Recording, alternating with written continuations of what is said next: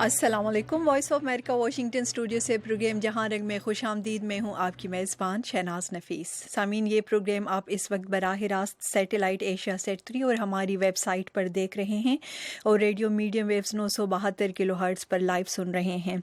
इस प्रोग्राम की रिकॉर्डिंग देखने के लिए आप जहां रंग और VOA उर्दू का फेसबुक पेज विज़िट कर सकते हैं। इसके अलावा आज के प्रोग्राम में हिस्सा लेने के लिए हमारे सुनने वाले पार्टिसिपेट कर सकते हैं हमारे टोल फ्री नंबर के ज़रिए। नंबर है 0800-777-889। और अब वो टॉपिक्स जो आज के शो में ज़ेर बहस आएंगे। और प्रोग्राम के पहले हिस्से में अफ़गान मुज़ाकरात के मुस्तक़बिल पर जनाब सरताज अज़ीज़ और पाकिस्तान में मौजूद अफ़गानिस्तान के सफ़ीर हज़रत उमर ज़खेलवाल के माबैन बातचीत पर बात करेंगे। इसके अलावा एक अफ़गान तालिबान के धड़े का अफ़गान हुकूमत के साथ मुज़ाकरात के लिए पेश की शराइत के साथ रज़ामंदी और भारतीय वज़ीर-ए-आज़म नरेंद्र मोदी के दौरे अफ़गानिस्तान की अहमियत पर भी बात होगी। प्रोग्राम के दूसरे हिस्से में कराची की जो सिक्योरिटी सूरत हाल है उसका हम जायज़ा लेंगे। आज जैसा कि आपने न्यूज़ में सुना होगा, एक बम धमाका हुआ है जिसका कहा जा रहा है कि टारगेट एक चीनी इंजीनियर था जो इस धमाके में शदीद ज़ख्मी हुए हैं। आगे चलकर बात करेंगे पाकिस्तान में पेश होने वाले बजट पर और हम ये जानना चाहेंगे कि जो आवाम है और गरीब आवाम ख़ास तौर पर उनके लिए इस बजट में अभी तक क्या कुछ नज़र आया है। आगे चलकर हमारे दीगर जो मौज़ूआत जिन पर हम डिस्कशन करेंगे उनमें शामिल है इराक़ी फ़ौज की फ़लूजा की तरफ पेशकदमी, शाम में हुकूमत मुखालिफ ग्रोहों के एक मरकज़ी मुज़ाकरातकार मोहम्मद अलूश का इस्तीफ़े का ऐलान और आज यहाँ अमेरिका में मनाया जाने वाला मेमोरियल डे। प्रोग्राम के पहले हिस्से में हमें ज्वाइन किया है वेल नोन दिफाई तज्ज़िया निगार पाकिस्तान से ब्रिगेडियर सैयद नज़ीर साहब ने। हमारे साथ हैं वेल नोन एनालिस्ट काबुल से हमें ज्वाइन कर रहे हैं अब्दुल हई वारसान साहब और इंडिया से हमें ज्वाइन करेंगे ज़फ़र आगा साहब। इस वक्त ब्रिगेडियर सैयद नज़ीर साहब हमारे साथ हैं और हमें ज्वाइन किया है अब्दुल हई वारसान साहब ने भी। दोनों को खुशामदीद कहते हैं। ब्रिगेडियर साहब, आपसे हम आगाज़ करना चाहेंगे। मुल्ला मंसूर की हलाकत के बाद ये कहा जा रहा था कि अफ़गान अमन मुज़ाकरात पर बहस जो है ये शायद कुछ टाइम के लिए पसी मंज़र में चली जाए, लेकिन ऐसा नहीं हुआ और उसकी हलाकत के तकरीबन एक हफ़्ते बाद हम देख रहे हैं कि आज दोनों ममालिक के जो आला ओहदेदार हैं जनाब सरताज अज़ीज़ और अफ़गानिस्तान में जो पाकिस्तान में अफ़गानिस्तान के जो सफ़ीर है हज़रत उमर ज़खेलवाल, उनमें अमन मुज़ाकरात के मुस्तक़बिल पर आज काफ़ी देर तक बातचीत हुई है। दोनों मुल्कों के इन आला रहनुमाओं के माबैन ये मुलाकात जो है जिसकी के तवक्को नहीं की जा रही थी, बताइएगा कितनी हौसला अफ़ज़ा ये डेवलपमेंट है। असल में मुलाकात करना और दोनों का मुज़ाकरात पर राजी होना दोनों की ज़रूरत है और इस ज़रूरत को ये हर सूरत में निभाएंगे, ख्वाह उसके लिए इनको को मुश्किल फैसले करने पड़े। तो ये जो ये वक्त मुल्ला मंसूर का जब हलाकत हुआ था तो उससे ताल्लुकात को काफ़ी दचका लगा था और जिस तरह आपने बताया भी इंट्रो में कि लग रहा था कि मुज़ाकरात बहुत पीछे चले जाएंगे। अब इसमें दो बातें सामने आ रही है। एक तो ये आ रही है कि जो नई क़ियादत है क्या वो मुल्ला मंसूर के 40वें से पहले राजी हो जाएंगे। मेरे ख्याल में ये बात तो मुश्किल है। अलबत्ता उसके बाद जो वो लाहेल अमल इख्तियार करेंगे वो ज़मीनी हक़ाइक़ के मुताबिक होंगे। ज़मीनी हक़ाइक़ ये कि आया कोई स्प्लिंटर ग्रुप बनेंगे, अगर तालिबान के कोई मजीद हिस्से बखरे हो जाते हैं तो फिर तो जाहिर है कि वो हिस्सों बखरों के साथ अफगान हुकूमत बातचीत करना पसंद करेगा, इसलिए कि छोटे छोटे ग्रुप फिर उनके लिए आसान होते हैं, उनके लिए शराइत। लेकिन अगर एक मरबूत और मरकजी क़ियादत सामने आ जाती है तो फिर तो उनके साथ मुज़ाकरात जाहिर है कि कठिन भी होंगे और टाइम भी लगेगा और उसमें शराइत भी फिर सख्त होंगे। लेकिन जहाँ तक पाकिस्तान का ताल्लुक موقع تو پاکستان کے ایک تو یہ ہے کہ ملا منصور کے ہلاکت سے پاکستان کے جو ساورنٹی ہے اس کو بڑا دھچکا لگا ہے، اور جو سیکیورٹی اسٹیبلشمنٹ اور پولیٹیکل لیڈرشپ ہے وہ کافی بیک فٹ پر ہے. اور جہاں تک طالبان کی بات ہے تو آیا طالبان اس کا کچھ پاکستان پر بھی یہ ایک قسم کا بے اعتباری والی بات ہے، اور اگر وہ ہے تو پھر تو مذاکرات بہت پیچھے چلے جائیں گے. اور اگر نہیں، جو ملا ہبت اللہ ہے جو جی ہلو جی بریگیڈیئر صاحب ہم سن رہے ہیں آپ کو. نیا امیر ہے جی تو وہ فیلڈ کمانڈر نہیں ہے، البتہ ایک سیاسی اور مذہبی فرنٹ وہ رکھتے ہیں، اور اس کو سامنے رکھتے ہوئے جو انہوں نے جو ڈپٹی مقرر کیے ہیں، تو دونوں ڈپٹیز جو ہے وہ ایک حقانی نیٹ ورک کا ہے، اور دوسرا بھی جو وہ کافی اثر رسوخ رکھتا ہے میدان جنگ میں، تو ان کی کتنی مانی جائے گی. تو اس کو سامنے رکھنا ہوگا. لیکن میرے خیال میں کہ مستقبل قریب میں مذاکرات کا ہونا مشکل ہے. البتہ جو ملکوں کے درمیان تعلقات ہے وہ امریکہ ہوا، پاکستان ہوا اور افغانستان ہوا، تو اس میں جو دراڑیں ہیں، جو دوری ہے یا جو بداعتمادی ہے، اس کو دور کرنے کی کوشش کی جائے گی. کیونکہ پاکستان اس وقت خود کو تھوڑا سا تنہا بھی محسوس کر رہا ہے، اس لیے کہ جو چابہار کا جو منصوبہ تھا تو وہاں پر مودی صاحب بھی پرائم منسٹر انڈیا موجود تھے، اور اس کے علاوہ روحانی صاحب اور اشرف غنی. تو یہ تینوں کا ملنا، اور پھر کلبھوشن سنگھ کا معاملہ، بلوچستان کا معاملہ، اس طرح طالبان کا معاملہ، اور پھر جو وہاں پر ایک راہداری بن گئی اس کا معاملہ، تو ظاہر ہے کہ پاکستان کے لیے ایک ایسا موقع ہے جس نے اپنا راستہ نکالنا ہوگا ایسے حالات میں. تو راستہ نکالنے کے لیے افغانستان کو اپنے سائڈ پر لانا اور پاکستان کے لیے بالکل لازم و ملزوم ہے، اور اس سے اس کو کوئی فرار نہیں ہے اور نہ کر سکتا ہے. تو اس کو سامنے رکھتے ہوئے میرے خیال میں کہ پاکستان وہ ایک حد تک اپنا ریسٹرین رکھا گیا، لیکن چمٹا رہے گا، اور اسی طرح افغانستان بھی پاکستان کے ساتھ چمٹا رہے گا جہاں تک سیکیورٹی کا صورتحال ہے یا جہاں تک بات چیت کا معاملہ ہے. کیونکہ ایک بات میں آپ کو بڑی مرکزی نقطہ بتاتا ہوں، وہ یہ بتاتا ہوں کہ ٹھیک ہے طاقت امریکہ جو استعمال کر رہا ہے، یا اس کے علاوہ افغان حکومت جو پاکستان پر الزامات لگا رہے ہیں، لیکن ایک بات دونوں کے ذہن میں طے ہے، وہ یہ ہے کہ زمینی حقائق میں پاکستان کا کردار مرکزی ہے، اور جب تک وہ اپنا کردار صحیح طریقے سے اور ان کے ساتھ مل کر ادا نہیں کرتے، کچھ لو کچھ دو اور کچھ کامن اسٹریٹجی بنا کر، تو تب تک دونوں نہ امریکہ کامیاب ہو سکتا ہے، نہ افغانستان، اور نہ دونوں اکٹھے ہو کر. جی بریگیڈیئر صاحب، جی بالکل. اب جب کہ پاکستان اور افغانستان کے رہنماؤں کے بیچ میں ایک دفعہ پھر یہ بحث شروع ہو گئی ہے، اور افغان امن مذاکرات کا مستقبل جو ہے اس پر بات چیت کی جا رہی ہے، تو 4 فریقی گروپ کا ان کے جو اجلاس ابھی تک ہوئے ہیں، میرے خیال میں 5 دور اس کے چلے ہیں، اس کی بھی کوئی امید مستقبل قریب میں آپ کو نظر آتی ہے؟ ہاں، بات چیت تو جہاں تک کوادریلیٹرل میٹنگ کا تعلق ہے وہ تو ہوگی، کیونکہ وہ ایک عمل شروع ہوا ہے، اور اس عمل کو تو زیادہ پیچھے نہیں دھکیلیں گے. البتہ پاکستان میں پولیٹیکل لیڈرشپ بھی، نواز شریف بیمار ہے، اس کے علاوہ روزے بھی آ رہے ہیں، تو میرے خیال میں کہ اس کے بعد جاری رہ سکتی ہے. اور تب تک طالبان کا بھی کچھ مطلب ہے کہ ان کس کروٹ بیلتا ہے، کیا وہ اسٹریٹجی اختیار کرتے ہیں، زمینی حقائق کیا بنتے ہیں، تب تک تو میرے خیال میں کہ عید کے بعد والا جو پیریڈ ہوگا وہ زیادہ امپورٹنٹ ہوگا، اور تب تک کافی حد تک صورتحال بھی کلیئر ہو چکی ہوگی.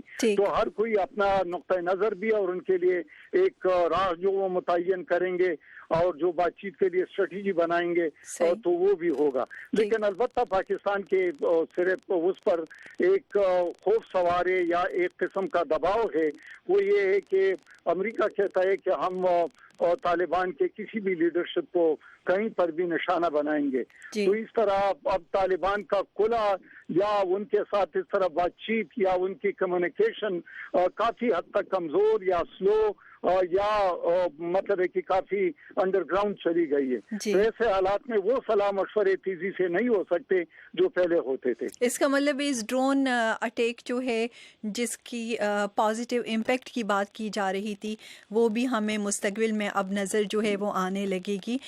اس کے باوجود کہ کچھ تجزیہ کاروں کا اور پاکستانی عہدیداروں کا یہ بھی خیال ہے، بلکہ بعض افغان جو عہدیدار ہیں انہوں نے بھی باقاعدہ اس کو ایڈمٹ کیا ہے کہ پیس پروسیس جو ہے وہ اس سے پرولونگ ہو جائے گا ملا منصور کی ہلاکت کے بعد. لیکن امیدیں جو ہیں وہ اب زیادہ کہا جاتا ہے کہ روشن نظر آ رہی ہیں. بریگیڈیئر صاحب، جس طرح آپ نے ابھی کہا کہ مولوی ہیبت اللہ جو ہے وہ ایک مذہبی اسکالر کے طور پر ان کو جانا جاتا ہے، اور ساتھ یہ کہ جس طرح آپ نے کہا کہ جنگی میدان میں بھی ان کو اتنا تجربہ نہیں ہے، لیکن ملا منصور کو اگر ہم دیکھیں وہ 2 شرائط پر بہت سختی سے وہ ڈٹے ہوئے تھے اپنی ہلاکت تک کے وقت تک.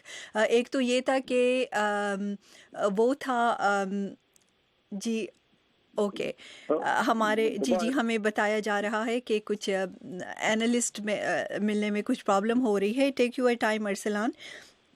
اوکے جی میں پوچھنا چاہ رہی تھی کہ کیا جو ان کے 2 شرائط تھے کہ اپنا جو اسلامک شریعہ ہے اس کو نافذ کیا جائے اور تمام فوجی جو ہیں بیرونی وہ افغانستان سے چلے جائیں، اور میرے خیال میں انہی 2 شرائط کی وجہ سے بات بھی کچھ زیادہ آگے نہیں بڑھ رہی تھی. ابھی آپ کو لگتا ہے کہ مولوی ہیبت اللہ جو ہے ان یہ 2 شرائط میں کچھ وہ لچک دکھائیں گے کسی حد تک؟ دیکھو جہاں تک پری کنڈیشن کا تعلق ہے تو پری کنڈیشن میں تو یہ ایک مطلب ہے کہ بیک برنر پر سپورٹیو قسم کے وہ تھے، لیکن سب سے پہلے وہ یہ تھا کہ طالبان لیڈرشپ جو ہے اس کے ایک پولیٹیکل حیثیت کو تسلیم کیا جائے ایز اے پارٹی، اور دوسری بات یہ تھی کہ ان پر جو قیدیوں کا تبادلہ ہے اور دوسرا ان پر جو بین ہے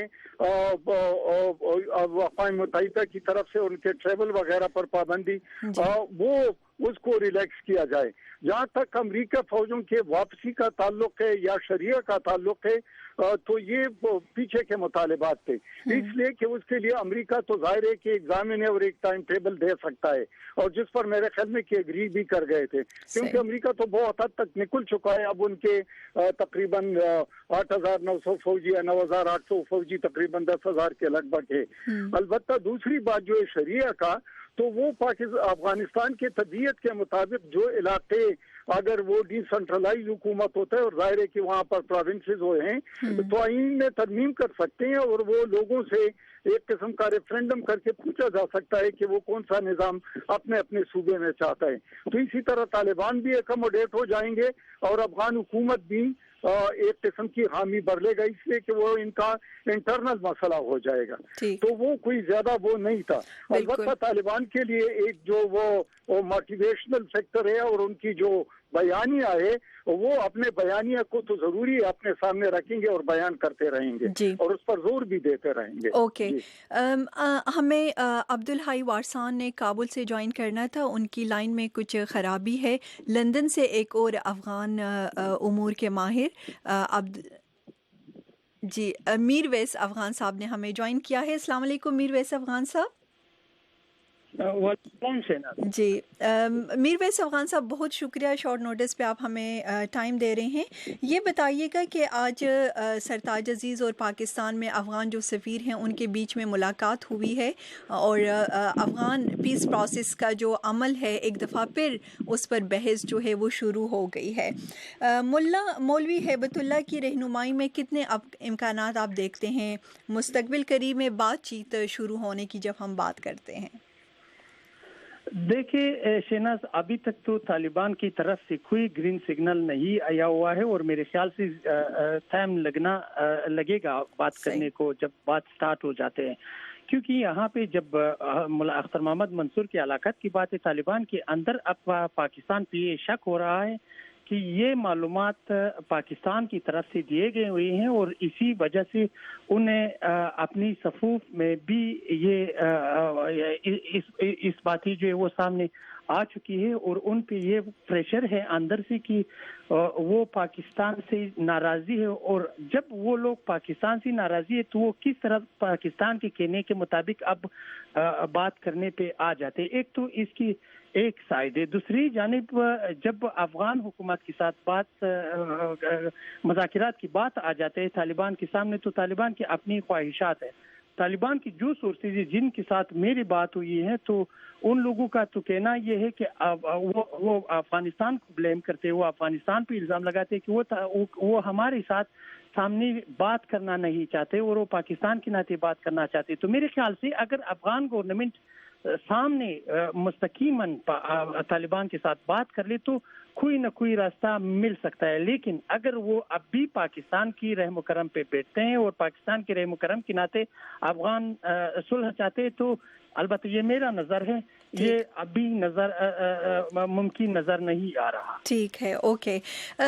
अब प्रोग्राम को थोड़ा सा आगे बढ़ाना चाहेंगे और आज ब्रिगेडियर साहब अफ़गानिस्तान जो तालिबान हैं उनके मुल्ला रसूल का जो दड़ा है उन्होंने अफ़गान हुकूमत के साथ मुज़ाकरात की पेशकश की है। उन्होंने वही 2 शराइत रखी हैं जो मुल्ला मंसूर जिसका जिक्र अभी हमने किया और हमने कहा कि उस पर वो बिल्कुल डटे हुए थे। सबसे पहले आप ये बताइएगा कि मुल्ला मंसूर का जो धड़ा है ये कितना मजबूत है और कितना असर रसूख है इस धड़े का, और अगर होती भी है इससे मुज़ाकरात तो अफ़गानिस्तान के जो हालात है उसमें कोई बेहतरी आएगी?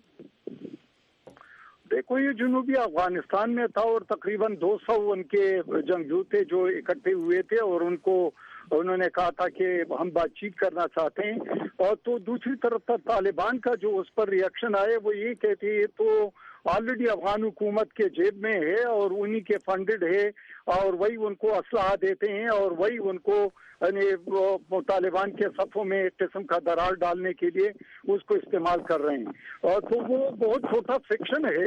अलबत्ता इसी तरह एक पटियार का भी है जिसने बातचीत शुरू की है, हिज़्ब इस्लामी ने, और तो वो भी है। तो रफ्ता रफ्ता अफगान हुकूमत ये कोशिश कर रहा है कि इस तरह 4-5 धड़े करके तो ताकि बातचीत का जो अमल है उसको ज्यादा मतलब है कि एक किस्म का प्रोपेगेंडा टूल के लिए भी इस्तेमाल करे। दूसरी बात, अफगान हुकूमत अफगान लोगों पर भी ये बात वाज़ेह कर दे कि कुछ लोग हैं जो बातचीत के लिए तैयार हैं और जो तालिबान का मेन दड़ा है जो कि मुल्ला हेबतुल्ला के ज़ेर कमान वो है तो उन पर थोड़ा सा प्रेशर भी डाला जाए। तो इस तरह जो वो इलाके जो कि सदरन या ईस्टर्न अफगानिस्तान है उसमें इस किस्म के दड़ों का पैदा होना या पैदा करना और ये अफगान हुकूमत की कोशिश है। और दूसरी तरफ पर अगर वो एक किस्म के अमन की तरफ राजी भी हो जाते जो कहते हैं कि ये हमारे शराइत है लेकिन इस शराइत को हम थोड़ा सा कंप्रोमाइज करके अमन की तरफ जा रहे हैं, तो कुछ न कुछ अमन के लिए हलचल होती है, उसको डिस्करेज नहीं करना चाहिए और मेरे ख्याल में कि मुस्बित चीजें होती है। अलबत्ता जहाँ तक ओवरऑल उसका ताल्लुक है तो मेरे ख्याल में कि अफगान हुकूमत को भी लचक दिखाना होगा, अमेरिका को भी दिखाना होगा और इसी तरह तालिबान को भी, तो तब बातचीत का अमल और जो अमन का अमल है वो आगे बढ़ सकता है। लेकिन अगर इसी तरह खून खराबा जारी रहा या तालिबान के लीडर्स को निशाना बनाते रहे तो मेरे ख्याल में ये जंग मजीद तूल पकड़ सकता है और जिसकी वजह से पाकिस्तान बहुत ज्यादा परेशान है, क्योंकि पाकिस्तान को लग रहा है कि शायद उनके साथ एक ऐसा इंसर्कलमेंट, एक ऐसा गेम हो रहा है और जो कि इन्होंने जितनी कुर्बानियां दी है ये इस जंग में वो शायद जाया होती जा रही है या उसकी कदर नहीं की जा रही है। तो ये दो लिहाज से और अंदरूनी तरफ पर भी पाकिस्तान पर दबाव है, तो ये अभी पाकिस्तान के लिए बहुत ज्यादा नाजुक मौका है और काफी दबाव का सामना है और इसमें अपने लिए एक राह निकालना और मेरे ख्याल में पाकिस्तान के लिए वक्त की आम ज़रूरत है। ओके, मीर वैस अफगान साहब आप ये बताइएगा, मुल्ला रसूल धड़े की जानिब से जो 2 शराइत रखी गई हैं, एक ख़ुद साख्ता उनका जो अपना इस्लामिक शरीयत का जो नज़रिया है उसको नाफिज करना और मुकम्मल इनखिला बैरूनी फ़ौजियों का अफ़गानिस्तान से, ये मौजूदा हालात में अफ़गान हुकूमत के लिए कहाँ तक काबिल कबूल होगा? शहनाज, मुल्ला मोहम्मद रसूल, मुल्ला अब्दुर्रऊफ अखुंद, मुल्ला मनान नियाजी, मौलवी अब्दुर्रज़ाक, मौलवी अब्दुर्राज़िक, یہ وہی دڑا ہے جو ملا محمد اختر محمد منصور کے ساتھ ان کے اختلاف چل رہا تھا، اور اختلاف کا بہانہ انہوں نے ملا محمد عمر اخوان کی جو بیٹا ہے ان کو بنایا ہوا تھا. انہوں نے یہی مانگ رہا تھا کہ ملا محمد عمر کا جو بیٹا ہے ملا محمد یعقوب وہ طالبان کی صفوف میں بڑی عہدے پہ آ جائے اور انہیں لیڈرشپ مل جائے. لیکن اس بار جو کہ ملا محمد یعقوب ملا ہبت اللہ اخونزادہ کی شاگرد ہے، وہ دینی علوم میں اس کی شاگردی کر رہا ہے اور اس کی ایج جو ہے وہ 25 سال ہے، تو اسی ناطے طالبان نے یہ فیصلہ کیا ہوا ہے کہ ملا یعقوب سے مولوی ہبت اللہ جو ہے وہ بہتر ہے ان کے مطابق. تو ان لوگوں نے پھر بھی اپنا اختلاف جو اس اختلاف کا بہانہ پاکستان بنوایا اور کہہ رہا تھا کہ ان کی جو اجلاس ہے وہ کیوں وہاں پہ ہوا ہے. تو میں یہ کہنا چاہتا ہوں کہاں پہ چلے جائیے طالبان، جب کہ وہ افغانستان میں جانے کی ان کے لیے کوئی جگہ نہ ہو، اب پاکستان میں نہ ہو، ایران میں نہ ہو، تو کیا وہ مریخ پہ چڑھ جائے، وہ چاند پہ چڑھ جائے؟ تو افغان حکومت کو اگر پیس کی ناطے انہیں صلح چاہتے تو جیسے کہ انہوں نے ملا محمد رسول کی دڑے کو جگہ دیا ہوا ہے افغانستان میں، ان کے خلاف آپریشن نہیں کرتے، تو انہیں چاہیے کہ وہ ان طالبان کی جو کہ مولوی ہبت اللہ اخونزادہ کی دڑا ہے، تو انہیں یہی چاہیے کہ ان کی گھر، ان کی بال بچے جو انہیں کم سے کم تحفظ مل جائے تاکہ وہ طالبان کی گرفت سے بھی آزاد ہو جائے اور انہیں مذاکرات کا راستہ بھی کھل سکے. دوسری جانب جہاں تک آپ کا سوال کا تعلق ہے جو کہ محمد رسول کا دڑ ہے، وہ میرے خیال سے وہ افغانستان گورنمنٹ کے ساتھ نہ افغان گورنمنٹ ان کے ساتھ صلح کرنے پہ آئی ہوئی ہے ابھی تک، کیونکہ وہ دڑا میرے خیال سے اتنے ہی مضبوط نظر نہیں آ رہا جتنے یہ دوسری فالو ہے. افغان گورنمنٹ بھی جو بات کرنا چاہتے ہیں یا جو صلح کرنے کی بات کر رہے ہیں وہ ہبت اللہ اخونزادہ کی طرف زیادہ میلان ہے ان لوگوں کا.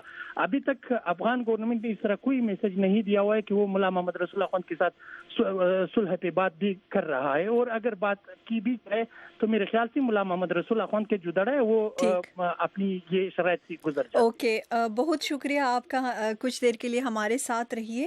ہمیں بھارت سے ظفر آغا صاحب نے بھی جوائن کیا ہے، ان کو بھی ہم خوش آمدید کہتے ہیں. ظفر آغا صاحب، اس سے پہلے کہ وزیر اعظم نریندر مودی 4 جون کو دورہ کرنے والے ہیں افغانستان کا، اس کے مقصد اور اہمیت پر ہم بات کریں، یہ بتائیے گا کہ طالبان کے ساتھ بات چیت کی جو کوششیں ہو رہی ہیں بھارت میں سرکاری سطح پر اس کو کس طرح دیکھا جا رہا ہے؟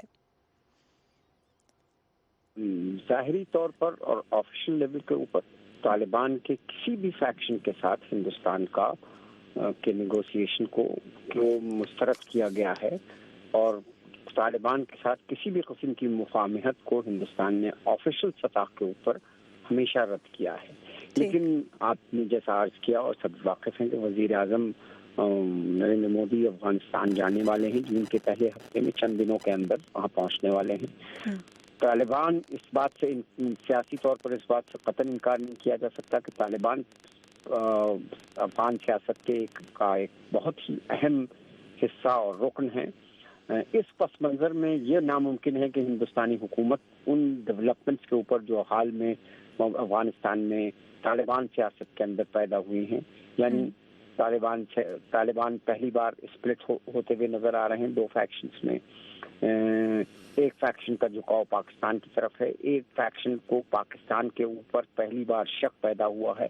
اس پس منظر میں یہ ناممکن ہے کہ وزیر اعظم جب کابل پہنچے تو وہ اس سلسلے میں ان کی گفتگو افغان حکومت سے نہ ہو. اور ہندوستان میں پورے ذاتی طور پر میں پورے یقین کے ساتھ کہہ سکتا ہوں کہ اس وقت جو افغانستان کے ڈیولپمنٹس ہیں اس پر ہندوستان کی گہری نگاہ ہے، اور جب وزیر اعظم کی گفتگو کابل میں ہوگی تو یہ مسئلہ ضرور اٹھ کر سامنے آئے گا، خواہ آفیشیل لیول کے اوپر اس بات کو تسلیم کیا جائے یا نہ تسلیم کیا جائے، لیکن یہ موضوع بحث یقیناً رہے گا. ٹھیک ہے، لیکن پھر بھارت کی نظر میں قیام امن کا کے آپشنز جو ہیں افغانستان میں وہ پھر کیا ہیں؟ اگر بھارت یہ چاہتا ہے کہ طالبان کے کسی بھی دڑے کے ساتھ بات چیت نہ ہو تو کیا یہ جنگ جو ہے اسی طرح جاری رہے؟ کیونکہ ہم دیکھ رہے ہیں، کہا جا رہا ہے کہ 14 سالوں سے یہ جنگ جاری ہے، کوئی حل جو ہے وہ تو نکلنا ہے، اور یہ کافی امریکہ سمیت کافی ممالک جو ہیں وہ یہ تسلیم کر چکے ہیں کہ مذاکرات ہی اس جنگ کا حل ہے، تو پھر بھارت کی نظر میں کیا اور کیا متبادل کیا ہے؟ دیکھیے، ہندوستان نے کبھی اس بات سے انکار نہیں کیا کہ مذاکرات افغانستان کے حل کا حصہ نہیں ہے، بلکہ ہندوستان تو یہ ہمیشہ سرکاری سطح پر اور غیر سرکاری سطح پر دونوں اور ڈپلومیٹک لیول پر ہر سطح پر یہ کہتا رہا ہے کہ صرف اور صرف مذاکرات ہی افغانستان کے مسائل کا حل ہے۔ ہتھیار کے ساتھ کوئی مسئلہ افغانستان کا حل ہی نہیں ہو سکتا۔ لیکن جیسا آپ نے عرض کیا، جیسا بھی آپ نے فرمایا کہ افغانستان میں طالبان کو تسلیم کرنے کو ہندوستان آفیشل لیول کے اوپر تیار نہیں، لیکن میری اپنی ذاتی سمجھ یہ کہتی ہے کہ ان آفیشلی طالبان کے ساتھ کوئی چینل بھی کھولا جا رہا ہے غالباً، اور ہندوستان اگر مذاکرات میں طالبان کے کسی دھڑے کو شامل کیا جاتا ہے جو دوسرے طالبان کے مقابلے میں تھوڑا ماڈریٹ ہو، ہندوستان کی طرف سافٹ ہو، تو اس پر ہندوستان کو کوئی اعتراض نہیں ہوگا۔ اور دوسری ایک بہت اہم بات جو ہے کہ افغانستان کے تعلق سے جتنے بھی مذاکرات ہوئے ہیں یا اور آنے والے کچھ نیئر فیوچر میں اگر کوئی مذاکرات ہوتے ہیں تو اس میں ہندوستان کوئی پلیئر نہیں ہے، یہ بالکل کلیئر بات ہے۔ اس لیے یہ کہنا کہ ہندوستان اڑنگا لگا رہا ہے یا ہندوستان موقف جو بھی ہو، اس میں ہندوستان اڑنگا قطعاً نہیں لگا رہا ہے، اس نے اپنی پوزیشن اسٹیٹ کی ہیں، اس کے آگے اور کچھ مذاکرات کو روکنے کی ان کو کوئی وہ نہیں ہے، کوئی کوشش نہیں، ٹھیک ہے، اوکے۔ اور نہ کوئی حکومت کی جانب، بھارتی حکومت کی جانب سے کبھی کوئی ایسا بیان بھی ابھی تک سامنے نہیں آیا ہے۔ آپ بتائیے گا میرویس افغان صاحب کہ ہم نے دیکھا کہ جب سے نریندر مودی کی حکومت آئی ہے، ایک تو پارلیمنٹ جو ہے افغانستان کا، اس کی تعمیر جو ہے کنسٹرکشن، وہ بھارت نے کی مدد سے ہوئی ہے۔ اس کے علاوہ ہم نے دیکھا کہ ایک بہت بڑی سڑک جو ہے ہلمند سے ہرات تک پرابیبلی اس کی کنسٹرکشن ہے۔ اس کے علاوہ ہم دیکھ رہے ہیں سوشل سیکٹر میں بہت زیادہ انویسٹ کر رہا ہے انڈیا۔ ابھی بھی 4 جون کو نریندر مودی کے دورے کا جو مین مقصد بتایا جا رہا ہے وہ ایک بہت بڑے ڈیم کا افتتاح کریں گے وہاں پہ۔ ان چیزوں کو، بھارت کی سرمایہ کاری کو افغانستان میں کس طرح دیکھا جا رہا ہے؟ دیکھیے، بھارت نے ہمیشہ افغانستان کی کنسٹرکشن اور افغانستان کی سیاسی اور نظامی سسٹم میں مدد کی ہے، اور اسی وجہ ہے کہ آج کل افغانستان میں جو بھارت کا سر رسوخ ہے یا لوگوں میں جو بھارت کی محبوبیت ہے وہ اوپر جاتے جا رہی ہے۔ اور آپ لوگوں کو بھی علم ہے، جب نریندر مودی یا جو بھی بھارتی حکام سے کوئی بھی بندہ افغانستان میں آتے ہیں تو لوگ اسے خیر مقدم کہتے ہیں اور بہت خوشی سے ان کے استقبال کرتے جاتے ہیں۔ وہ اس کا وجہ یہ ہے کہ آج کل افغانستان میں جو بھی لوگ ہیں وہ سمجھنے لگے ہیں کہ انڈیا جو ہے وہ افغانستان کی مدد کرتے جا رہے ہیں، اور دوسری جانب جہاں پہ پاکستان ہے تو اسی وجہ سے پاکستان کے خلاف نفرت بڑھتے جا رہے ہیں۔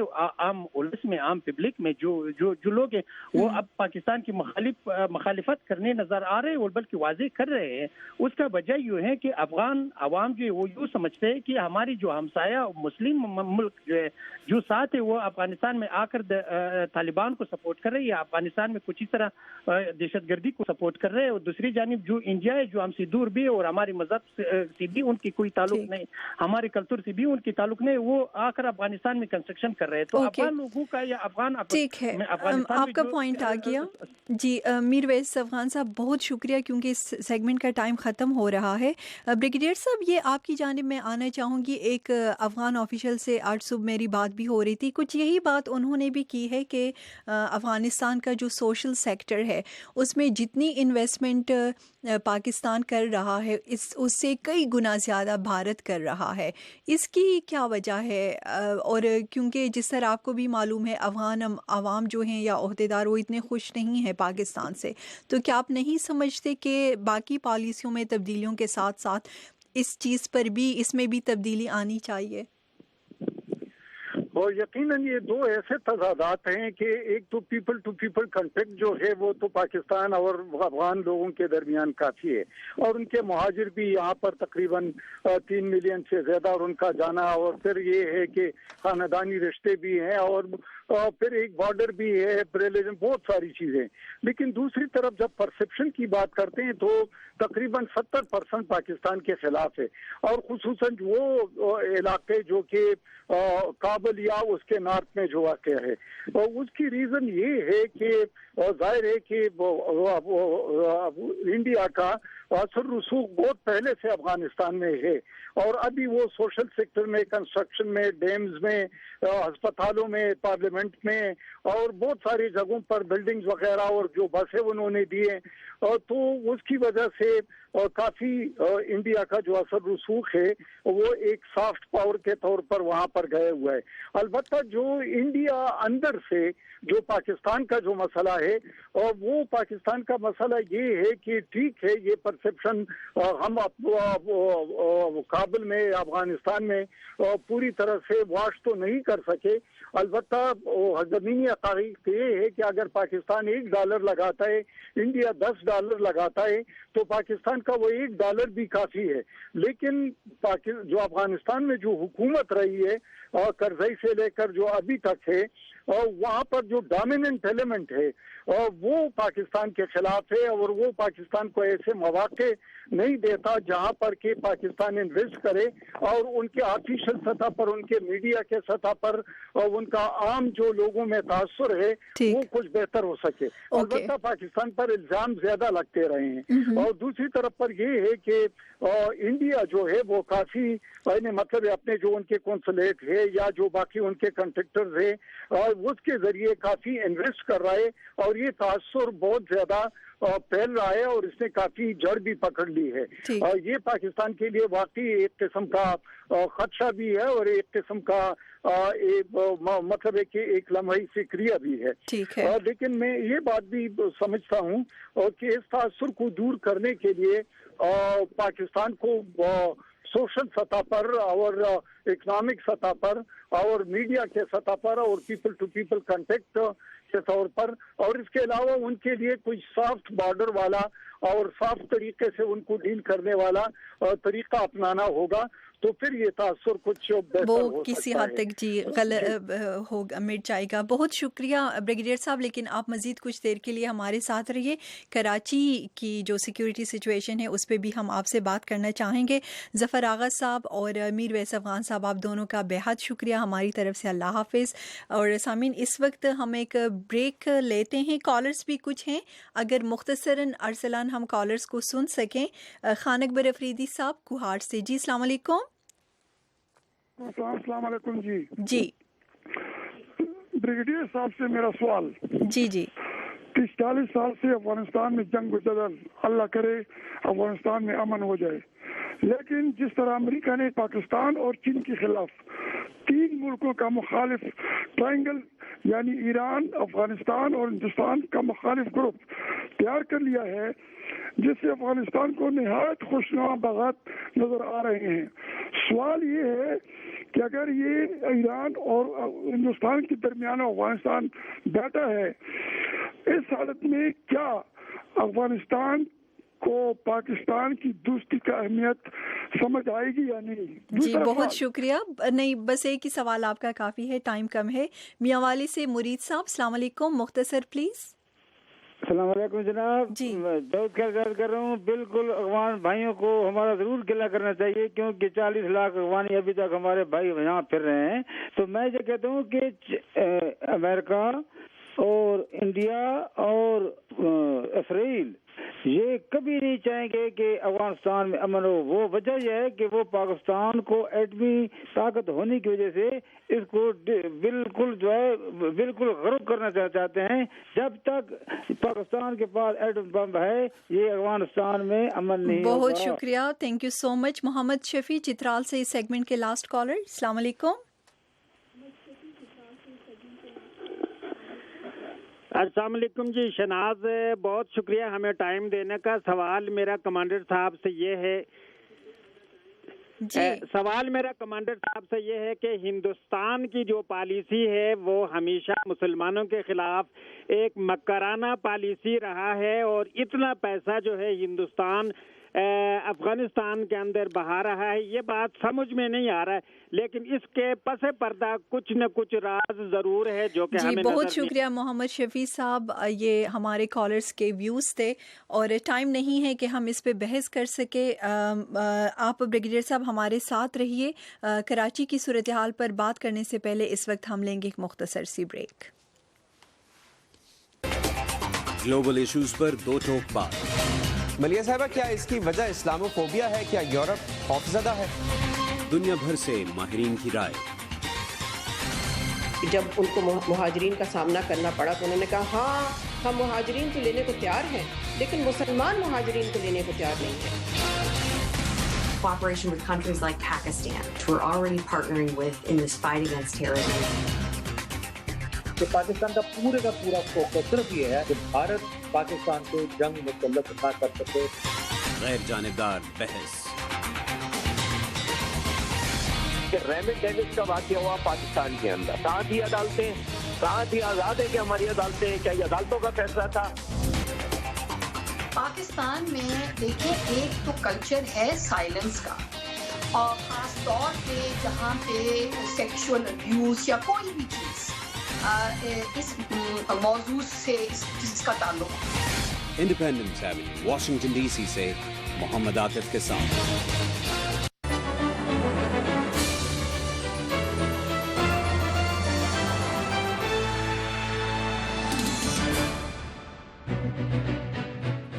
جی سامعین، ایک دفعہ پھر پروگرام جہاں رنگ میں خوش آمدید، جو آپ سن رہے ہیں براہ راست واشنگٹن اسٹوڈیو سے۔ میں ہوں آپ کی میزبان شہناز نفیس۔ اس وقت عاجز جمالی صاحب نے ہمیں کراچی سے جوائن کیا ہے، بریگیڈیئر سید نذیر صاحب دفاعی تجزیہ نگار، وہ بھی ہمارے ساتھ ہیں۔ عاجز جمالی صاحب، آج یہ جو دھماکہ ہوا ہے کراچی میں، اس کا ٹارگیٹ کیا واقعی یہ چینی انجینئر تھا، یا پھر یہ محض ان کا زخمی ہونا، اس میں یہ محض ایک اتفاق تھا، اور کیا کسی گروپ نے ابھی تک اس دھماکے کی ذمہ داری قبول کی ہے؟ عاجز جمالی صاحب، عاجز جمالی صاحب، آپ کو آواز آ رہی ہے؟ وہ ہمارے ساتھ لائن پہ ہیں بتایا جا رہا ہے، لیکن اوکے، ان کی لائن ڈراپ ہو گئی ہے۔ بریگیڈیئر صاحب، یہ بتائیے گا کہ ہم نے دیکھا ہے حال ہی میں پاکستان میں جو چینی ورکرز ہیں، جو ان دنوں کافی تعداد میں پاکستان میں موجود ہیں، تقریباً ہر صوبے میں، ان کو تحفظ دینے کے لیے 1,05,000 سیکیورٹی کے اہلکار جو ہیں، جو فوجی ہیں، ان کو تعینات کیا گیا تھا۔ اس کے باوجود اگر واقعی یہ چینی انجینئر کو نشانہ آج بنانا تھا یا وہی ہدف تھے، تو پھر اس کی وجوہات آپ کیا دیکھتے ہیں؟ کس طرح اس کو روکا جا سکتا ہے؟ کا وہ ہدف وہی چینی انجینئر تھا، اور پہلے بھی تھریٹ تھا، اور سیکیورٹی اداروں نے جگہ چینج کرنے کا بتایا بھی تھا۔ لیکن جہاں تک چینی انجینئر کا تعلق ہے، تو کافی جگہوں پر پاکستان پر اس میں حملے ہو چکے ہیں، اور اس کی ریزن یہ ہے کہ جو سی پیک آ رہا ہے، یا جو پاکستان میں چین سرمایہ کاری کر رہا ہے، یا جو ان کے منصوبے ہیں وہ انرجی کے لحاظ سے، سڑکوں کے لحاظ سے، یا ایٹمی ریئیکٹرز کے لحاظ سے، یا اس کے علاوہ باقی دونوں ملکوں کے درمیان کافی روابط ہیں، تو اس کو اس لیے نشانہ بنے تاکہ چینیوں کو اس خصوصاً پاکستان کے ذریعے جو یہ راہداری گوادر کو جا رہی ہے اور پھر آگے جائے گی، اس سے اس کو روکا جائے، اسکیئر کیا جائے، اور ایک ایسے حالات پاکستان میں ہو جو بدنامی کے ہو، اور جس میں یہ منصوبے ٹائم زیادہ لے لے، کاسٹ افیکٹو نہ رہے، اور ایک بے یقینی کی جیسی صورتحال ہو۔ تو اس کے لیے تو ظاہر ہے کہ انڈیا جس طرح کلبھوشن سنگھ کا ہوا تھا، اس نے بھی بتایا تھا کہ ہم اسی منصوبے پر لگے ہوئے ہیں تاکہ بلوچستان کا علاقہ، کراچی کا علاقہ، اور اس کے علاوہ جو راہ کے کنیکشن ہیں کچھ پولیٹیکل پارٹیز کے ساتھ، اور اس کے علاوہ جو وہ انویسٹ کر رہے ہیں افغانستان کے ذریعے بھی، اور جو ان کے کونسلیٹ ہیں، تو یہ بات کوئی ڈکی چھپی نہیں ہے۔ ظاہر ہے کہ چین کے لیکن بریگیڈیئر صاحب وہ بات صحیح ہے جو ٹھیک بالکل جو پاک چائنا کوریڈور ہے اس میں ہم نے دیکھا کہ بھارت نے باقاعدہ طور پر اس کھلے عام اس پر اعتراض بھی کیا تھا.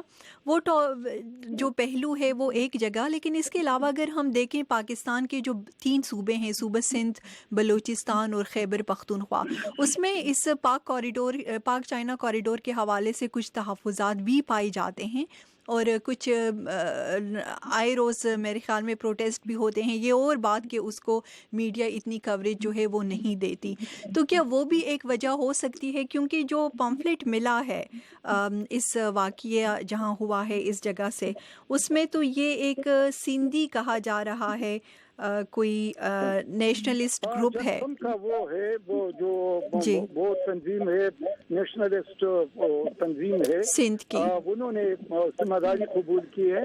لیکن اس سے 2 شکار وہ کرتے ہیں. ایک تو یہ باور کرایا جاتا ہے کہ شاید بلوچیوں کے یا پختونوں کے یا اس کے علاوہ سندھیوں کے حقوق مارے جا رہے ہیں, اور دوسری بات یہ بھی تاکہ جو پاکستان کی جو اکائی ہیں مختلف قومیتوں کی اور ان کے درمیان رفت ہو. اور دوسری بات یہ بھی ہے کہ ایسے لوگوں کو استعمال کر کے تو یہ مسلسل اس ایشو کو تازہ رکھا جاتا ہے, اور تاکہ جو منصوبہ ہے اس پر اس رفتار سے عمل نہ ہو, اور جو لوگ ادھر آتے ہیں تاکہ وہ ریسٹرکشنز میں رہے اور اس پر سیکیورٹی کاسٹ بڑھ جائے. تو یہ تو مطلب ہے کہ ایک کھلی کتاب کی طرح ایک عام حقیقت ہے جو کہ پرسپشن ہے.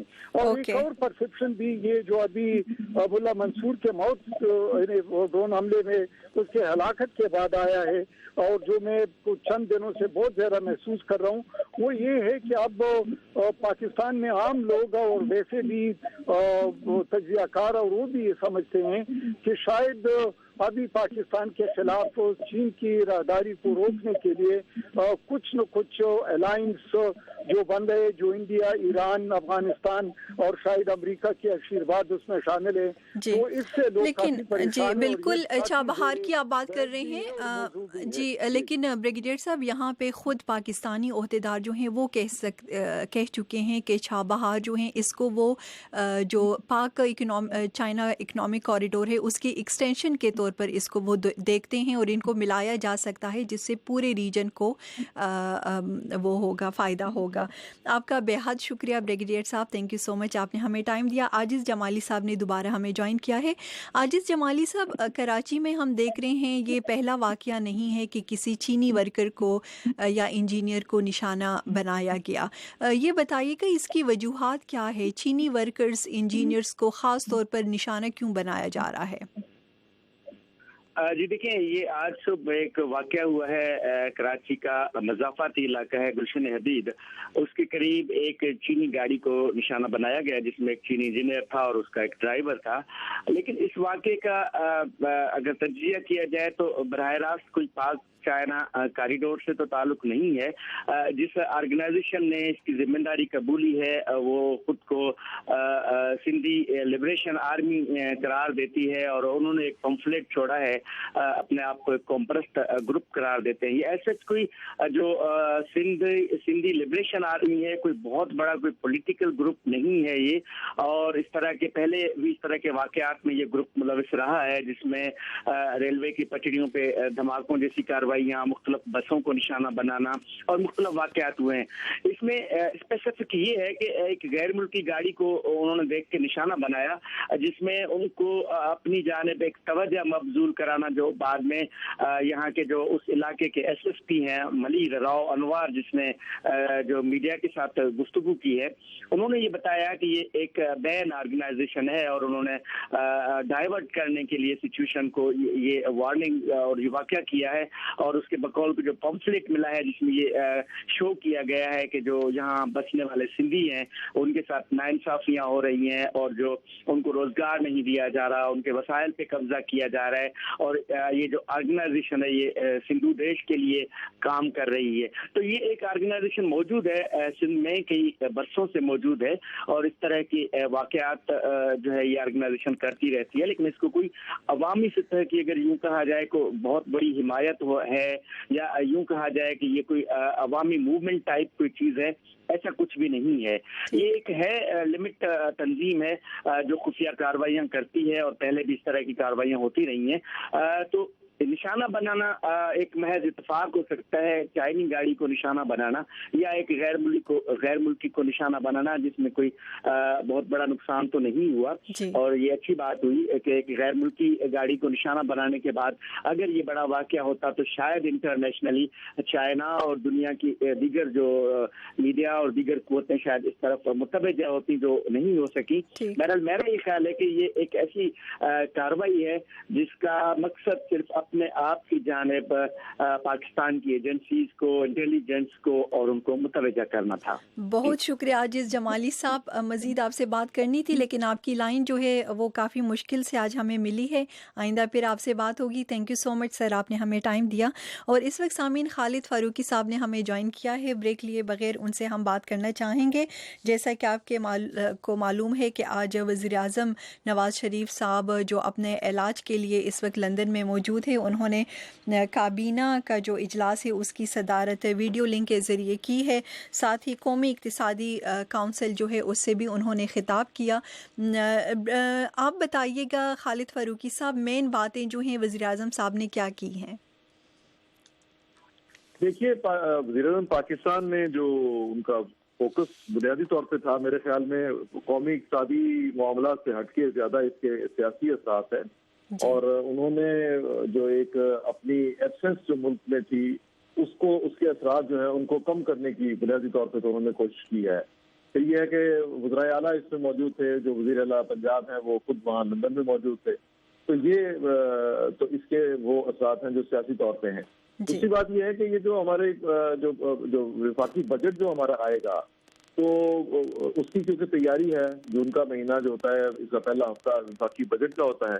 تو اس وفاقی بجٹ میں گورنمنٹ اپنی وہ جو ایک اعتماد حاصل کرنا چاہتی تھی پارلیمنٹ کا, تو وہ انہوں نے کیا. اور ایک ویڈیو لنک کے ذریعے انہوں نے مطلب اپنے خطاب میں جو ترقیاتی بجٹ جو ہے اس کی منظوری لی ہے. تو آپ کو پتا ہے کہ جو اقتصادی کونسل نے جو مالی سال 2016-17 کے لیے کیا ہے وہ تقریباً 1675 ارب روپے کا ترقیاتی بجٹ ہے جس کی منظوری جو ہے وہ دی گئی ہے. تو میرے خیال میں یہ اس کے بہت زیادہ جو ہے بنیادی طور پہ سیاسی اس کے اثرات ہیں. لیکن میں یہ سمجھتا ہوں کہ جو حکومت کے اپنے ٹارگیٹس ہیں اس پہ, کیونکہ پچھلا جو بجٹ تھا اس کو وہ حاصل نہیں کر سکے تھے. اب اس میں جیسے ہم سمجھتے ہیں کہ انہوں نے کہا تھا کہ جو پرائم منسٹر نے جو دعویٰ کیا ہے انہوں نے تو یہ کہا ہے کہ ہماری اقتصادی ترقی کی شرح جو ہے وہ جیسے انہوں نے کہا کہ 4.71% رہی. لیکن میرا خیال ہے کہ اور پھر اقتصادی ترقی کی جو آئندہ سال کے لیے شرح یہ 5.7% رکھی گئی ہے. لیکن میرا یہ خیال ہے کہ حکومت کے جو اہداف تھے پچھلے بجٹ میں اور پچھلے سال کے دوران, مالی سال کے دوران, وہ حکومت اس کا حاصل نہیں کر پائی. یہ ایک پرائم منسٹر کی اسپیچ پازیٹیولی اس کو اس وقت اس لیے بہت زیادہ لیا جا رہا ہے اس لیے کہ وہ ان کی ہیلتھ کے ایشو کی وجہ سے تو زیادہ تنقید نہیں ان چیزوں پہ ہو رہی. لیکن اگر آپ دیکھیں تو مجموعی طور پہ حکومت اپنے اہداف جو ہے, جیسے اسٹیٹ بینک کی رپورٹس کی جو سماحی رپورٹس آتی رہتی ہیں اس کے مطابق بھی حکومت اپنے اہداف کو حاصل نہیں کر پائی پچھلے سال کے دوران. اور اس سال بھی مجھے یوں لگتا ہے کہ انہوں نے یہ ہدف تو مقرر کر لیا ہے جو انہوں نے نئے سال کا رکھا ہے 5.7%, لیکن اس کا حصول شاید بہت مشکل ہوگا. اور اس کی ایک اور وجہ یہ ہے کہ جو ٹیکسوں کی وصولی کا نظام ہے وہ پاکستان میں ٹھیک نہیں ہو رہا. جو ہمیں رقوم ملتی ہے غیر ملکی جو امداد ہمارے پاس آتی ہے اس سے ہم ملک کو چلاتے ہیں. تو ان چیزوں کو آپ منظوری بھی لے لیں, آپ اپنا ایک ٹارگیٹ بھی اپنے سامنے رکھ لیں, اور آپ یہ کہیں کہ مطلب آپ نے 1600-1700 ارب روپے جو ہیں وہ خرچ بھی کرنے ہیں, لیکن وہ تمام چیزیں جو ہے نا ان کے معاشرے پہ مجموعی طور پہ جو اثرات ہوتے نظر آنے چاہیے. ہمارے پاس ہیلتھ کا سسٹم, ہمارے پاس ایجوکیشن کا سسٹم, یہ دیکھیے جو तमाम बजट जो होते हैं ये बेसिकली कौम के लिए होते हैं, लेकिन क्या हमने अपनी तालीम को बेहतर बनाया है पिछले सालों के दौरान? क्या हमने अपनी एजुकेशन को बेहतर, क्या हमने अपने हेल्थ के सिस्टम को बेहतर बनाया है? अगर हेल्थ का सिस्टम इतना बेहतर होता तो आज पाकिस्तान में कोई इतना अच्छा हॉस्पिटल बन चुका होता जहाँ नवाज शरीफ साहब को बैरून मुल्क जाने की जरूरत न पड़ती, तो वो पाकिस्तान में रह के ही अपना इलाज करवाते। तो ये कुछ तल्ख चीजें हैं जिनके बारे में हमें बहुत गौर से सोचना चाहिए कि आप अपने जो टारगेट अपने सामने रख रहे हैं उनको, क्या पिछले साल के जो टारगेट थे क्या आपने उनको अचीव कर लिया? आप तारीखी बजट इसलिए इस एतबार से कहते हैं कि हर साल आपकी बजट की जो रकूम है वो बढ़ जाती है, हजम उसका जो है वो बड़ा हो जाता है। इस साल जाहिर है कि पिछले साल की निस्बत भी ज्यादा बड़ा हजम होगा, लेकिन बुनियादी तौर पे चीज ये है कि आपके जो निज़ाम है, क्या आपका जो सरमायाकारी जो बैरूनी सरमायाकारी पाकिस्तान में होना होती है, क्या वो बैरूनी सरमायाकारी पाकिस्तान में हो रही है? क्या आप अपने कर्जों के जंगल से बाहर निकल रहे हैं? अगर आप सिर्फ और सिर्फ कर्जों की बुनियाद पे अपने मुल्क को चलाना चाहते हैं और अपने बजट को चलाना चाहते हैं तो मेरे ख्याल में ये कोई बहुत बड़ी ऐसी कामयाबी नहीं है। इससे ज्यादा बेहतर ये है कि आप अपने पिछले साल के बजट के जो अहदाफ दिए थे उनको इस साल हासिल करने की कोशिश करें, ना कि नए अहदाफ मुकर्रर करके अपने लिए और मुश्किल ले आए। बहुत शुक्रिया खालिद फारूकी साहब। और अभी ये बजट जो है इस पर बहस होनी है कैबिनेट से, अगर ये पास होता है तो उसके बाद पार्लियामेंट में भी इस पर बहस होगी। मज़ीद जब तफसीलात आएंगी उस पर हम डिटेल में बात करेंगे आपसे। Thank you so much. इस वक्त आरिफ अंसार साहब ने हमें ज्वाइन किया है। अस्सलाम वालेकुम आरिफ अंसार साहब। वालेकुम सलाम जी। आरिफ अंसार साहब, ये खबर आ रही है इराक से कि इराकी जो फ़ौज हैं वो फलूजा की तरफ तेज़ी से पेशकदमी कर रही है। ये कितनी अहम डेवलपमेंट आपको नज़र आती है? और इससे पहले कि ये आप बताएं, फलूजा जो शहर है इसकी अहमियत क्या है? जी, शहनाज साहब का पहला सवाल जो था कि मतलब फलूजा की तरफ बढ़ी, मेरा ख्याल ताज़ा खबरें ये कि वो उसके अंदर चली गई हैं। कोई रिपोर्ट्स ये हैं कि 3 जानिब से उन्होंने उसके अंदर कार्रवाई की है। फलूजा की जो सिग्निफिकेंस है वो तारीखी लिहाज से भी है, क्योंकि फलूजा में काफ़ी प्रॉब्लम्स अमरीकी फ़ौजियों को भी माजी में हुई। आपको याद होगा उधर एक ब्लैक वाटर का इंसिडेंट हुआ था और फिर अमेरिका ने काफ़ी बड़ा ऑपरेशन किया था वहाँ पे क्लीन अप का। उसकी जो प्रॉक्सिमिटी है उसको भी कहते हैं कि वो इम्पोर्टेंट है, क्योंकि वो करीब है बहुत सारे इम्पोर्टेंट शहर के, और कहा जाता है कि वहाँ से शायद प्लान करके सुसाइड अटैक्स या जो हमले किए जाते हैं शायद उसका भी ताल्लुक है। दूसरा ये कि वहाँ सुन्नी पॉपुलेशन भी है और वो उसकी वजह से जो है जो सुन्नी ममालिक हैं उनमें कंसर्न बढ़ता है कि फलूजा को शायद सराउंड किया गया हुआ था, उसका सीज किया गया हुआ था और उसके अंदर जो था मेडिसिन और फूड की कमी थी। तो ये वाला एलिमेंट भी बीच में है, तो उसकी जो काफ़ी वेरिएबल्स हैं जिसकी वजह से फलूजा जो है उसकी इम्पोर्टेंस ज़्यादा है। ओके। डॉक्टर ज़ुबैर इकबाल साहब ने भी हमें ज्वाइन किया है। अस्सलाम वालेकुम डॉक्टर ज़ुबैर इकबाल साहब। और आप ये बताइएगा जी, जिस तरह अभी आरिफ अंसार साहब ने कहा कि इराकी फ़ौज जो है वो फलूजा में इस वक्त एंटर हो चुकी है, इसको एक अहम पेशरफ्त कहा जा रहा है। और ये सामीन को हम बताते चलें कि यही पहला शहर था जिस पर दाइश ने कब्ज़ा किया था। उसके बाद उन्होंने बाकी जगहों पर कब्ज़ा करके खिलाफत का ऐलान कर दिया था। ये बताइएगा डॉक्टर ज़ुबैर इकबाल साहब के किन चैलेंजेस का सामना हो सकता है इराकी फोर्सेस को मुकम्मल फलूजा पर मुकम्मल कंट्रोल हासिल करने की जब हम बात करते हैं, और ये कितना जी जहाँ तक ताल्लुक है कि उस पर मुकम्मल कंट्रोल, वो तो कभी नहीं होगा। कंट्रोल यकीनन हो जाएगा इन द सेंस कि वहाँ से जो IS की फोर्सेस हैं वो शायद पस्ता हो जाएं और वो दूसरे इलाके में चली जाएं या वो बगदाद की तरफ चली जाएं और फिर बगदाद में मुश्किल डाल दें। लेकिन मुश्किल ये आ जाती है कि ये एक सलूशन नहीं है, ये एक पोस्टपोनमेंट है।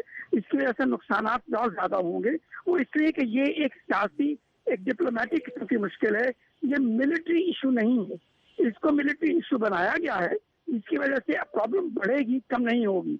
फॉर एग्जाम्पल ये देखना ज़रूरी है कि इस वक्त जो शिया सुन्नी इख्तलाफात पैदा हो चुके हैं जिसमें कि हज का मामला भी शामिल है और जिसमें इस वक्त यमन और सीरिया का मामला भी शामिल है, तो इसको देखते हुए ये एक जो तनाज़ा है सऊदी अरेबिया और ईरान के दरमियान, उसकी ये कड़ी बन गई है।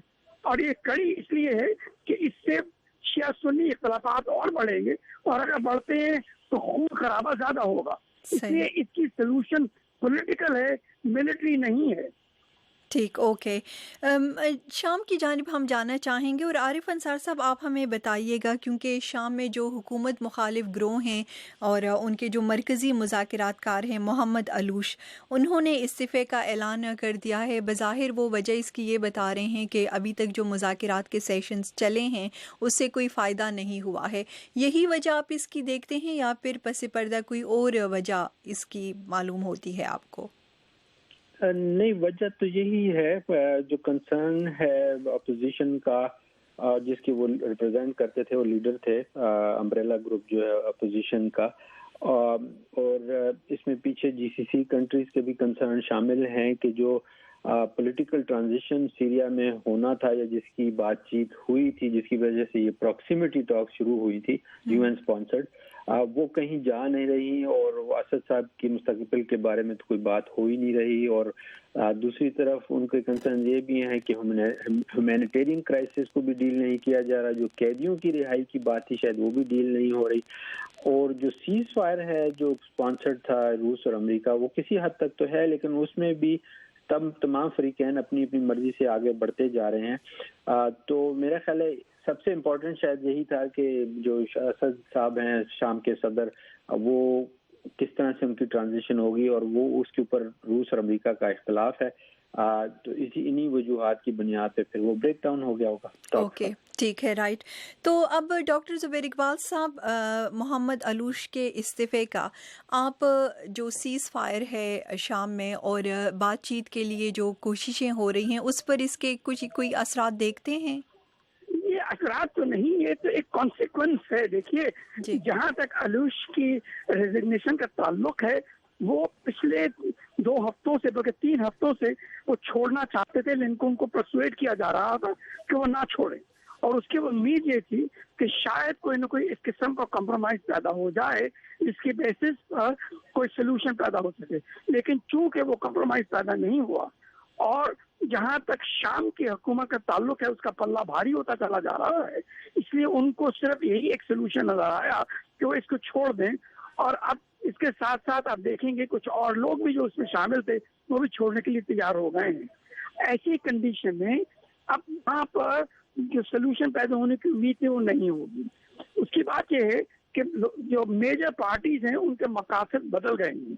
तो पहला जो मकसद था कि वहाँ पर एक नई गवर्नमेंट बने जो इंटरिम गवर्नमेंट हो और जिसमें असाद गवर्नमेंट का ताल्लुक ना हो, वो अब बिल्कुल खत्म हो गया है। अब असाद गवर्नमेंट को मजबूत करने की कोशिश की जा रही है, क्योंकि उम्मीद ये होती है कि एक तरफ असाद गवर्नमेंट और दूसरी तरफ कुर्द, ये दोनों आपस में मिलकर इस इलाके को कंट्रोल करेंगे, इसकी वजह से वहाँ पर कुछ रिलेटिव स्टेबिलिटी पैदा हो जाएगी। ऐसी जो रिविजन्स हुई हैं उनकी वजह से बहुत से रेबल्स जो हैं वो छोड़ गए हैं या छोड़ने के करीब। ठीक, आपका बेहद शुक्रिया डॉक्टर ज़ुबैर इकबाल साहब। और आरिफ अंसार साहब, जाने से पहले आप बताइएगा, आज मेमोरियल डे अमेरिका भर में मनाया जा रहा है, तारीख़ी अहमियत इसकी क्या है? जी शहनाज, इसकी तारीख़ी अहमियत तो यही है कि जो अमेरिकी जंग में जिन्होंने अपनी कुर्बानियाँ दी, मुख्तलिफ जंगों में उनको कमेमोरेट किया जाए, उनको याद किया जाए, खराज तहसीन पेश किया जाए। इसकी जो वैसे तारीखी तौर पे कहते हैं वो तो शायद सिविल वॉर के वक्त के बाद से शुरू हुआ, लेकिन ओवर टाइम जो है ये एक वेटरन्स डे टाइप ही चीज़ बन गई है, जिसमें जैसे मैं कह रहा हूँ कि उनको याद किया जाता है कि जो फौजी थे उनकी जो कुर्बानी है उनको याद किया जाए और खराज तहसीन पेश किया जाए। ठीक, तो इसमें कोई फ़र्क है वेटरन्स डे और मेमोरियल डे में? काफी करीब हैं, लेकिन जिस तरह मैंने कहा कि ये जरा फर्क किस्म का है, इनके नाम भी ओवर टाइम चेंज होते रहे हैं। कुछ लोग इसको माजी में किसी और नाम से पहचानते थे, और इसमें क्या कहते हैं कि डिस्कशन भी है कि इनकी रूट्स क्या है, इस दिन की क्यों मनाया जाता है। लेकिन जो रिसेंट हिस्ट्री में यही है कि तमाम जो वेटरन्स हैं, जिससे आपको पता है कि वाशिंगटन में आते भी हैं वो अपना खास तौर पे इसको यहाँ डीसी में मनाते हैं, कुछ त्यौहार भी करते हैं, और कहा जाता है कि इसमें वो इस दिन में उन फौजियों को याद रखें اور ان کی قربانیوں کو خراج تحسین پیش کریں. عارف انصار صاحب، مسلمان کمیونٹی جو ہے وہ کہاں تک ان ایکٹیویٹیز میں حصہ لیتے ہیں؟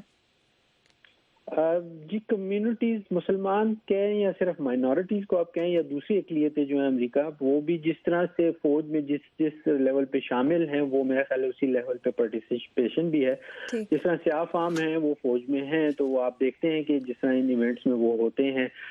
دوسرے ہسپینک اوریجن کے جو ہیں وہ بھی جو شامل ہوتے ہیں وہ بھی اوور ٹائم اس میں آپ دیکھتے ہیں تقریبوں میں ہوتے ہیں. مسلمانوں کی کم ہوتی ہے کیونکہ ان کی ریپرزنٹیشن کم ہے. جس طرح آپ کہیں گے کہ سکھ بھی اب ریسنٹلی شامل ہوئے ہیں فوج میں تو وہ بھی آپ ایسے پرومیننٹلی نظر نہیں آتی. کہ اوور ٹائم جب یہ میرا خیال ہے اقلیتیں ان کی تعداد بڑھے گی تو پھر اس قسم کی جب وہ آگے جا کے ویٹرنز بڑھیں گے تو وہ بھی ان میں زیادہ نمودار ہونا شروع ہو جائیں گے. لیکن اس کا یہ مطلب نہیں ہے کہ مسلمان پاپولیشن میں سے جو لوگ فوج میں ہیں انہوں نے قربانیاں نہیں دی ہیں وہ اتنی منظر عام پہ سامنے نہیں ہے. اس کا یہ مطلب بالکل نہیں ہے کہ اگر اس میں وہ نظر نہیں آتے تو اس کا مطلب یہ ہے انہوں نے قربانی نہیں دی. جی بہت شکریہ آپ کا عارف انصار صاحب، تھینک یو سو مچ. اور سامعین اس کے ساتھ ہی شہناز نفیس کو آئندہ پروگرام تک اجازت دیجیے. اپنا بہت خیال رکھیے گا. اللہ حافظ.